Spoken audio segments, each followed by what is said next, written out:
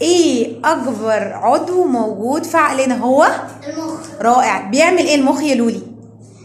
بيخلينا نعرف نتحكم في نفسنا. حلو قوي. مالك، المخ ممكن يعمل ايه؟ بنعمل حاجات كتيره قوي، اختار منهم اي حاجه. نلعب. رائع يا زيزي، برافو. وممكن نعمل ايه كمان يا لولي؟ نتعلم. رائع. ونعمل ايه كمان يا مالك؟ نقرأ.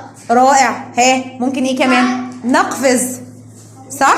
مش ممكن نقدر نعمل، صح، نقدر نبتكر افكار، ونقدر ناكل ونفكر، صح؟ ممكن نعمل ايه بعقلنا؟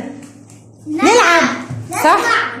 ونسمع ونلعب ونتحرك ونقفز، صح؟ صح. ونسمع موسيقى ونعمل ايه كمان؟ ونشم بعقلنا. تخيلوا العقل برضو مسؤول عن عملية الشم اللي موجودة في جسمنا. شفتوا العقل بيعمل ايه؟ حاجات كتيرة قوي.